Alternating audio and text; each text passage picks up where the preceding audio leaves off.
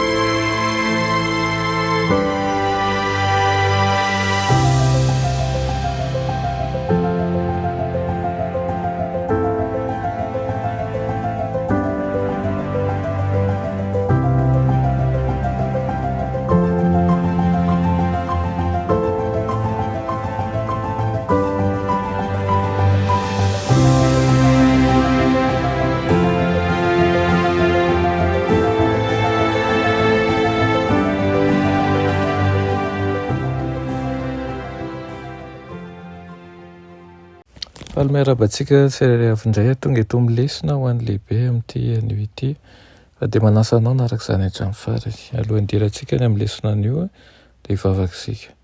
Ry Andriamanitra tsara indrindra mbola velom-pisaoranao izay ny amin'ny fotoana izay omenao anay anio.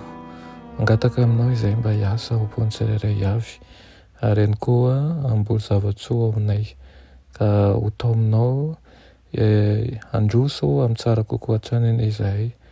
Andray ny teninao ary koa azoto ampiatra izany amin'ny fiainanay amin'ny anaran'i Jesosy. Amen. Lohateny lesonantsika androany dia manao hoe fanorenana ara-paminaniana. Fanorenana ara-paminaniana. Asaiko ianao maki ny lioka toko faha 420 izay milaza ireo rehetra hisy ny amin'ny izao andro farany izao ary misy ihany koa ny toromarika izay omen'i Jesosy amin'izany. Fanontaniana avy hatrany no apetraka amintsika manao hoe inona no nitranga teo amin'ny fotoana io ary nahoana izany ny fanandramana izay manan-danja ho an'ireo apôstôly ireo. Mahaliana tokoa manko ny tsy ninoan'ireo mpianatra no nitahotra rehefa nahitan'i Jesosy anefa izy ireo ary nahazo antoka fa velona tokoa izy dia tsy nino indray no niafaliana. Efa nisy fotoana ve nahatsapanao fa tsara loatra ny zavatra anankiray ka tsy mampino hoe tena misy marina ve izy ity. Izany no fanandraman'ireo mpianatra sy ireo hafa tao amin'ny efitrano ambony. Raha toa izany fanandraman'izany ihany no navelan'i Jesosy ho azy ireo ka lasa izy avy eo dia tsy ho naharitra ny finoan'izy ireo. Raha mandeha ny fotoana dia ho niena ny herin'izany fanandraman'izany mety adinon'izy ireo ny zavatra niseho ary koa anjary salasala ny amin'izany zavatra izany izy. Koa tsy niaina tamin'ny fanehoana tamin'izy ireo lohatra no olatra teo aminy sy ny fihinanana trondro teo anoloany Jesosy.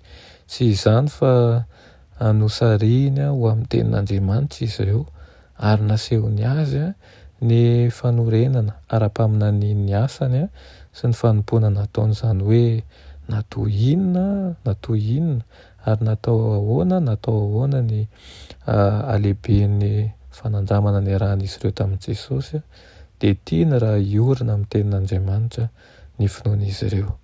Izy hoe izao ny teniko izay nolazaiko taminareo fony mbola tao aminareo aho izy fa tsy maintsy ho tanteraka izay rehetra nanoratanay teo amin'ny lalan'i Mosesy sy ny mpaminany ary ny Salamo. Hitantsika eto koa ny antony lehibe manosika ho amin'ny fijoroana vavolombelona sy ny fahatanterahana ny iraka dia ny tenin'Andriamanitra. Fantatr' Jesosy fa ilain'ireo mpianatra mba namafiorina ny fanandramana ny fatakaran'izy ireo ny antony nahafatesany sy ny hevitry ny fitsanganany tamin'ny maty.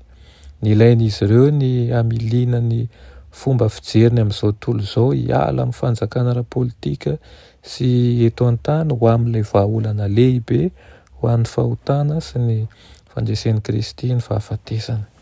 Mihoatra lavitra noho ny fahatsarana ny fiandrianam-pirenen'i Israely ny filazantsara. Naneho ny fandresen'i Kristy an'i Satana izany ary nanome antoka fa ho ringana ny faratsiam-panahy rehetra eto amin'izao tontolo izao indray androany. Ho avaozina indray ny tany ary eo amin'ny olony Andriamanitra. Nosokafany ny sain'izy ireo mba hatakatra ny fahamarinana izay tokony ho zarain'izy ireo amin'izao tontolo izao. Tsy hitombo ny fanandramantsika miaraka amin'i Jesosy raha tsy eo ny fanorenan'ny teniny. Anisan'izany ireo faminaniana izay manondro ny tantara sy ireo toe-javatra mifandraika amin'ny fiavian'i Kristy voalohany sy faharoa.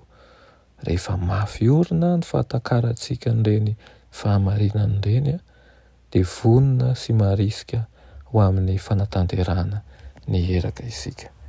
Dia mba ho amintsika tokoa izany teny izany, hanosika antsika mba handray ny fanahy masina, mba ahafahantsika mananateraka ny iraka tokoa, ny vonona ny amin'ny fanatanterahana ny iraka ary mijoro amin'ny fanorenana amin'ireo filazana ara-paminaniana rehetra.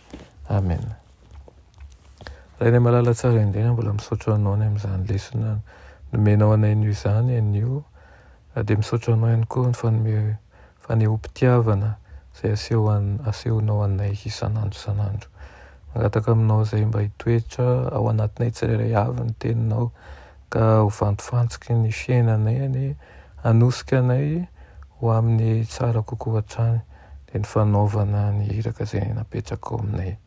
Tompo io ny tsirairay avy izay manaraka izao fandarana izao, mba hiroso aminao fa tsy hemotra, hitombo fahalalana ary hitombo fahamasinana miaraka aminao.